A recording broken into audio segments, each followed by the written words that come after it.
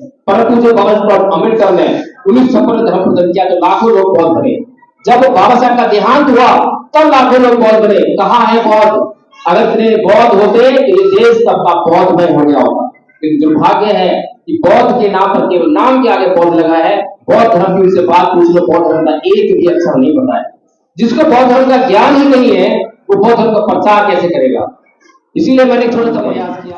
1950 का संविधान लागू होता है, 56 में बाबा साहब बौद्ध धर्म ग्रहण करते हैं। अगर संविधान हमारी सभी समस्याओं का हल होता तो परम पूज्य बाबा साहब डॉक्टर भीमराव अम्बेडकर इस समाज को बौद्ध धर्म ग्रहण करने के लिए नहीं कहते। बौद्ध धर्म प्रतिष्ठा राम की इस भूमि से गायब हो गई है, कोई जानता ही नहीं है। विदेशों में चले जाओ, कहीं भी नाम का नाम लो, शिव जी का नाम लो, कृष्ण जी का नाम लो, कोई नहीं जानता कहां से कौन है। और दुनिया के किसी भी कोने में जाके बुद्ध का नाम ले लो तो बोलेंगे आप भारत से आए हो। दुनिया के किसी भी कोने में जाके बोलो कि मैं भारत से आया हूं तो बुद्ध की धरती से आए हो, कहने की जरूरत नहीं पड़ती है। इसलिए जो प्रतिष्ठा हो चुकी थी उसको पुनर्स्थापित करने के लिए प्राण प्रतिष्ठा की थी। और आपको बताया गया कि इस मूर्ति में जान डाल दी गई है। चलिए, जान डाल दी गई। 2 दिन बाद ही एक बयान आया, एक पुजारी है बहुत बड़े महंत रामभद्राचार्य जी, वो कहते हैं कि जब आप बीमार पड़ जाओ तो आप राम मंदिर जाओ, आप हनुमान चालीसा पढ़ो। और ज्यादा दिन नहीं हुए, 4 दिन बाद ही बीमार पड़े। अब इस देश के लोग वो प्लेबेंस की तरह से हैं जिनको मंदिर चाहिए और मंदिर के नाम पर वोट देने के लिए तैयार रहते हैं। 4 दिन बाद रामभद्राचार्य जी बीमार पड़ गए, ना तो वो राम मंदिर गए और ना ही उन्हें हनुमान चालीसा पढ़ा। लेकिन इस देश के लोगों ने ये सवाल ही नहीं किया। इस देश के लोग सवाल नहीं किया कि रामभद्राचार्य जी आप बीमार पड़े तो आप क्यों मंदिर नहीं गए, आपने क्यों नहीं हनुमान चालीसा पढ़ा? तो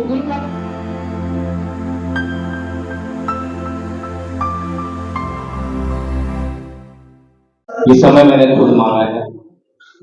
मुझे लगा कि आप लोगों के बीच में कुछ बातें रखनी चाहिए। शब्द बहुत महत्वपूर्ण होते हैं कि शब्दों से भाव निकलते हैं और ये भाव भावना बनाते हैं और भावना से विचार बनते हैं और विचारों की विचारधारा निकलती है और विचारधारा तय करती है कि आपके जीने की राह कैसी है। अभी कुछ वक्त आप पूर्व में बोल रहे थे, अनजाने में बोल रहे थे, मैं लांछन नहीं लगा रहा, कुछ शब्दों का प्रयोग किया जो कि हमारी जिस विचारधारा की हम बात कर रहे हैं उसके सर्वथा विपरीत है। महात्मा शब्द का इस्तेमाल कर रहे हैं, महात्मा ज्योतिबा फूले, महात्मा बुद्ध। ये हमें कहने में देर नहीं लगनी चाहिए कि ये कौन सी संस्कृति के शब्द हैं। जब हम इन शब्दों का इस्तेमाल करते हैं तो हमारा जुड़ाव सीधे वही हो जाता है, कनेक्शन नहीं बैठ जाता है। तो इसलिए हमें शब्दों का जो है थोड़ा सोच समझ के इस्तेमाल करना चाहिए।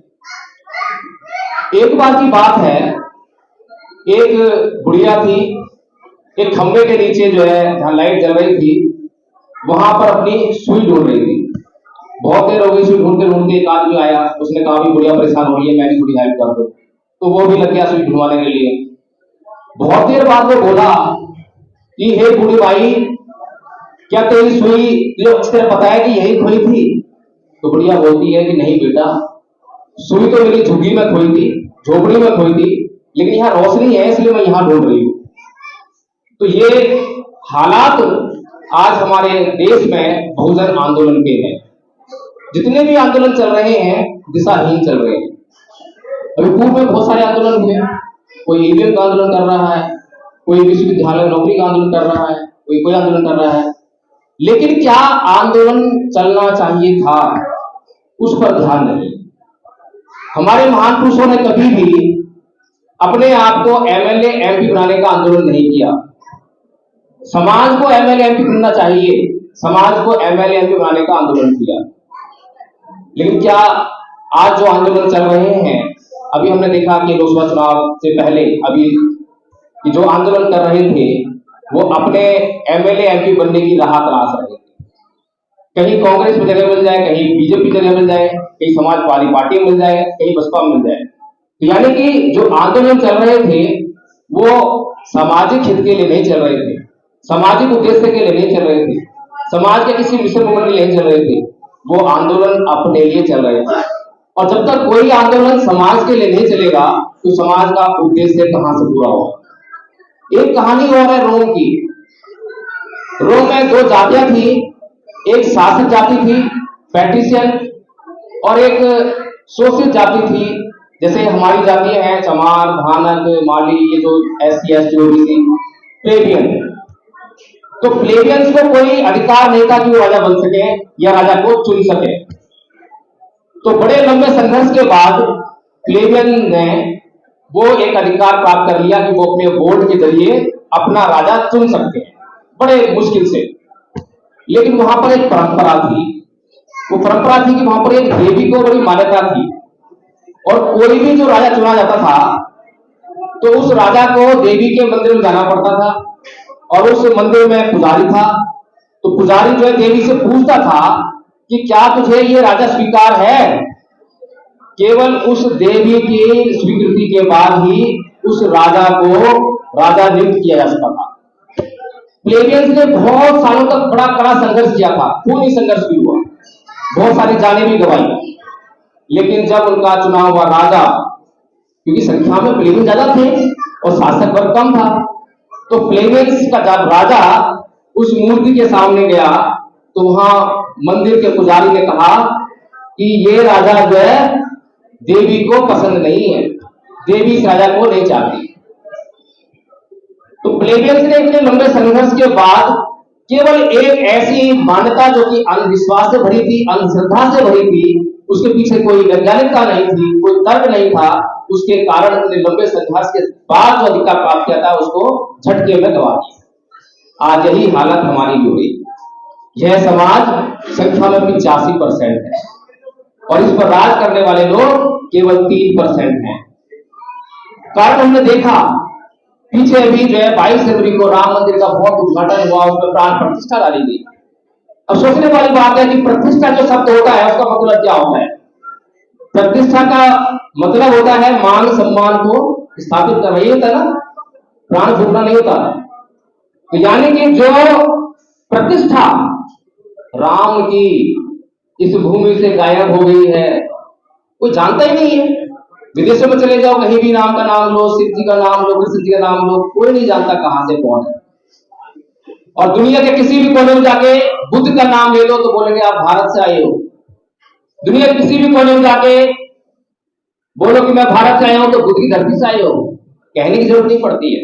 इसलिए जो प्रतिष्ठा हो चुकी थी उसको पुनर्स्थापित करने के लिए प्राण प्रतिष्ठा की थी, और आपको बताया गया कि इस मूर्ति में जान डाल दी गई। चलिए जान डाल दी गई, 2 दिन बाद ही एक बयान आया। एक पुजारी है बहुत बड़े महंत रामभद्राचार्य जी, वो कहते हैं कि जब आप बीमार पड़ जाओ तो आप राम मंदिर जाओ, आप हनुमान चालीसा पढ़ो। और ज्यादा दिन नहीं हुए, 4 दिन बाद ही बीमार पड़े। अब इस देश के लोग वो प्लेबियंस की तरह से हैं जिनको मंदिर चाहिए और मंदिर के नाम पर वोट देने के लिए तैयार रहते हैं। 4 दिन बाद रामभद्राचार्य जी बीमार पड़ गए, ना तो वो राम मंदिर गए और ना ही उन्हें हनुमान चालीसा पढ़ा। लेकिन इस देश के लोगों ने ये सवाल ही नहीं किया। इस देश के लोग सवाल नहीं किया कि रामभद्राचार्य जी आप बीमार पड़े तो आप क्यों मंदिर नहीं गए, आपने क्यों नहीं हनुमान चालीसा पढ़ा। तो कुल मिलाकर कहने का मतलब ये है कि हमारा जो आंदोलन है वो किस दिशा में चल रहा है उसकी जांच भी हमें करनी चाहिए। आज परम पूज्य बाबा डॉक्टर भीमराव अम्बेडकर की जयंती को मनाने के लिए हम इकट्ठा हुए हैं। उनका गुणगान करते रहेंगे तो कुछ फायदा होने वाला नहीं है, लेकिन उन्होंने हमारे लिए क्या लक्ष्य निर्धारित किया है, अगर उस पर फोकस करेंगे, उस पर काम करेंगे, उसके लिए योजना बनाएंगे तो हमें उससे जरूर लाभ होगा। हमारे जो महापुरुष हुए हैं, माननीय साहेब कांसीराम जी का भाषण जिन्होंने सुना हो, कभी उन्होंने बाबा साहेब का गुणगान किया क्या? नहीं किया। लेकिन जो उन्होंने बाबा साहेब के द्वारा लक्ष्य निर्धारित किया था उसको अपना लक्ष्य बनाकर उसकी कैसे उसको प्राप्त किया जाए उसकी योजना बनाई, उस पर काम किया और लक्ष्य को प्राप्त कर लिया। ये सीधी सी बात है, कोई मैं अटपटी बात नहीं कर रहा हूं। जो हमारे सामने हमारे महापुरुषों ने हमें गुलामी से निकालने के लिए जो लक्ष्य हमारे लिए निर्धारित किया है, अगर हम उसको समझेंगे नहीं तो हम जो है उसके लिए योजना नहीं बना पाएंगे। योजना नहीं बनेगी तो हम काम नहीं कर पाएंगे। परम पूज्य बाबा डॉक्टर भीमराव अम्बेडकर बचपन से अत्याचार सहन कर रहे थे। अभी साहब बता रहे थे कि उनको गाड़ी में नहीं बैठने दिया, जब नाई के पास बाल काटने गए तो नाई ने बाल नहीं काटे, स्कूल में पढ़ने के लिए गए तो अध्यापक ने उन्हें भीतर बैठकर पढ़ने नहीं दिया, जब प्यास लगी तो चपरासी ने उनको पानी नहीं पिलाया, चपरासी ने तो पानी कैसे पीते, जब नौकरी पाली वडोदरा रियासत में नौकरी करने गए तो चपरासी ने उनको फाइल दी नहीं बल्कि उनको फेंक के मारी, नौकरी नहीं करने दी। ये दुनिया भर के अत्याचार वो सहन कर रहे थे, उन्हें समझ में नहीं आ रहा कि अत्याचार क्यों हो रहा है, कौन कर रहा है। लोग कह रहे थे कि नाई अत्याचार कर रहा है, अध्यापक अत्याचार कर रहा है, गाड़ी वाला अत्याचार कर रहा है, चपरासी अत्याचार कर रहा है, लोग ऐसा सोचते, आज भी सोचते हैं ऐसे ही। SC ST एक्ट है, हमारा ब्राह्मण अत्याचार कर रहा है, पढ़िया अत्याचार कर रहा है, चलो SC ST एक्ट है मृत्यु दंड कराओ। लेकिन जब परम पूज्य बाबा साहब डॉक्टर भीमराव अम्बेडकर इस देश के हिंदुओं के जिस व्यवस्था से वो आते थे, वो जब धर्म ग्रंथ उनके पढ़ते हैं, रामायण महाभारत मनुस्मृति को पढ़ते हैं, तो वो इस नतीजे पर पहुंचते हैं कि ये जो मेरे ऊपर बचपन से अत्याचार हो रहे थे, ये ना तो कोई नाई अत्याचार कर रहा था, ना अध्यापक अत्याचार कर रहा था, ना कुछ अपराधी अत्याचार कर रहा था, बल्कि ये एक व्यवस्था है जो मुझ पर अत्याचार कर रही थी। मुझ पर ही अत्याचार नहीं कर रही थी, बल्कि मेरे पूरे समाज पर हजारों सालों से अत्याचार कर रही थी। इसीलिए उन्होंने 25 दिसंबर 1927 को मनुस्मृति को आग के हवाले किया और 13 अक्टूबर 1935 को यह निर्णय लिया, मंच के माध्यम से घोषणा की कि मैं हिंदू धर्म में पैदा हुआ, मेरे बस की बात नहीं थी, लेकिन मैं हिंदू मरूंगा नहीं। और 21 साल बाद परम पूज्य बाबा साहब डॉक्टर भीमराव अम्बेडकर 14 अक्टूबर 1956 को नागपुर की दीक्षा भूमि से बौद्ध धर्म को ग्रहण करते हैं। लेकिन इन दोनों बातों का हमसे कुछ सरोकार नहीं है, हमारे दिमाग में बाबा साहेब नहीं, उनके काम नहीं है, हमारे दिमाग में जयंती है, जयंती मनानी है, सेलिब्रेशन करना है, हम सेलिब्रेट करने वाले लोग हैं, हम ताली बजाते हैं क्योंकि हमें मजा आया, सुनने में बहुत अच्छा लगा, इसकी ताली है, मनोरंजन की संस्कृति में जीने वाले लोग हैं। आज यहाँ पर भगवान बुद्ध की तस्वीर नहीं है। जो प्रथम गुरु हैं बाबा साहेब के, 3 गुरु बताए थे सुमित जी ने। प्रथम गुरु तथागत बुद्ध हैं, दूसरे गुरु कबीरदास हैं, तीसरे गुरु महामना ज्योतिबा फूले हैं। तो परम पूज्य बाबा साहेब डॉक्टर भीमराव अम्बेडकर इस समाज की समस्याओं पर फोकस करते हुए कहते हैं कि इस समाज पर एक व्यवस्था लगातार अत्याचार कर रही है और इस देश में 2 संस्कृतियों के बीच में लगातार संघर्ष चल रहा है, युद्ध चल रहा है, वो है ब्राह्मण संस्कृति और बौद्ध संस्कृति या समर संस्कृति। तो परम पूज्य बाबा साहेब भीमराव अम्बेडकर जब ये कहते हैं कि आपकी सभी समस्याओं का हल राज्य सत्ता में है, इसलिए राज्य सत्ता को हासिल कर लो, राज्य सत्ता को हासिल कर लो, तो खाली इतना कहकर नहीं छोड़ देते, उसके लिए एक योजना बताते हैं कि आपको राज्य सत्ता कैसे हासिल होगी, कैसे आप जो उससे महरूम हो, संख्या तो आपकी ज्यादा है। अब बड़े एक दिलचस्प बात है, कार्ल मार्क्स को कितने लोग जानते हैं? कार्ल मार्क्स को जरा जानते हैं? कार्ल मार्क्स ने जिन लोगों के लिए सिद्धांत दिया, सभी जानते हैं कि मजदूरों के लिए उसने जो सिद्धांत दिया, मजदूरों पर अत्याचार हो रहे थे, मजदूरों का शोषण हो रहा था, तो इसके लिए उसने क्या कहा कि हे दुनिया भर के मजदूरों, तुम संख्या में अधिक हो, तुम इकट्ठे हो जाओ, तुम इन फैक्ट्रियों पर कब्जा कर लो और इन फैक्ट्रियों को तुम अपने हाथों चलाओ और उसका जो लाभ होगा आपस में बांट लो। ये किसके लिए कहा कार्ल मार्क्स ने? मजदूरों के लिए। लेकिन दुर्भाग्य रहा कि उसके सिद्धांत को मजदूरों ने नहीं पढ़ा। किसने पढ़ा?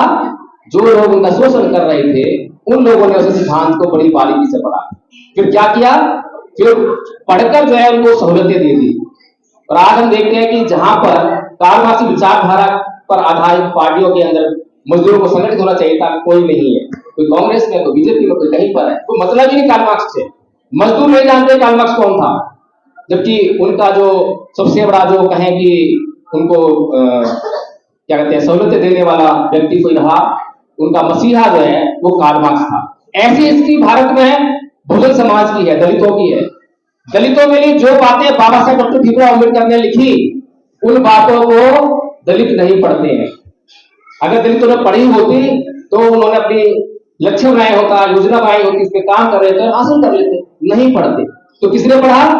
आरएसएस ने पढ़ा, हिंदुओं ने पढ़ा, इसीलिए उन्होंने 1925 में अपना एक संघ बना लिया और संघ बनाकर उन्होंने, बाबा साहेब कहते हैं कि आपकी सभी समस्याओं का हल राजनीतिक सत्ता में है। इस बात को पढ़ने के बाद भी आरएसएस ने अपनी राजनीतिक पार्टी की स्थापना नहीं की, सभी जानते होंगे। उनकी पहली राजनीतिक पार्टी कब बनती है? 1977 में, जनसंघ ग्रुप। तो क्या कर रहे हैं 1925 से? 1925 से लेकर अब तक जो बाबा साहब कह रहे हैं हमारे समाज के लिए, वो कर रहे हैं अपना सांस्कृतिक विकास करने का, अपनी संस्कृति को इस देश में लोगों के दिमागों में, मन मस्तिष्क में बैठाने का। तो क्या काम चल रहा है? मंदिर का काम चल रहा है, मस्जिद को तोड़ने का काम चल रहा है। ये सारे काम वो परम पूज्य बाबा साहेब ने जो दलितों के लिए बातें लिखी थी, उन बातों को जिनको दलितों ने नहीं पढ़ा, बहुजन समाज ने नहीं पढ़ा, उन लोगों ने पढ़ा, वो लगातार उस पर काम कर। लेकिन क्या इस देश के लोगों ने समझा? बाबा साहब कहते हैं कि अगर सत्ता को हासिल करना है तो आपको अपनी गैर राजनीतिक को करना पड़ेगा, आपको सामाजिक और धार्मिक आंदोलन करने पड़ेंगे। बाबा साहब के 2 लक्ष्य है बहुजन समाज के लिए कि सत्ता प्राप्त करो और दूसरा भारत को बौद्ध में कर लो, क्योंकि अगर भारत बौद्ध में होगा, आप सभी बौद्ध बन जाओगे तो आपकी सभी समस्याएं अपने आप छूट जाएंगी। 1950 का संविधान लागू होता है, 56 में बाबा साहब बौद्ध धर्म ग्रहण करते हैं। अगर संविधान हमारी सभी समस्याओं का हल होता तो परम पूज्य बाबा साहब डॉक्टर भीमराव अम्बेडकर इस समाज को बौद्ध धर्म ग्रहण करने के लिए नहीं कहते। बौद्ध धर्म ग्रहण करने के लिए बोल रहे हैं क्योंकि संविधान और संविधान के द्वारा जो कानून है वो आपको इंस्टेंट रिलीफ देते हैं, परमानेंट रिलीफ नहीं देते हैं। SC/ST एक्ट पर जब आप मुकदमा दर्ज कराते हो तो तुरंत आपको समाधान मिल जाता है, अत्याचार रुक जाता है, लेकिन जिसने अत्याचार किया वो सुधरता नहीं। तो बाबा साहब डॉक्टर भीमराव अम्बेडकर आपके लिए हमेशा के लिए समस्या को जड़ से समाप्त कर देना चाहते हैं। इसीलिए बाबा साहब डॉक्टर भीमराव अम्बेडकर कहते हैं कि आप इस देश को जितना जल्दी हो सके उतना जल्दी बौद्ध में कर दो, नहीं तो दूसरे लोग लगे हैं इसको हिंदू राष्ट्र बनाने के लिए।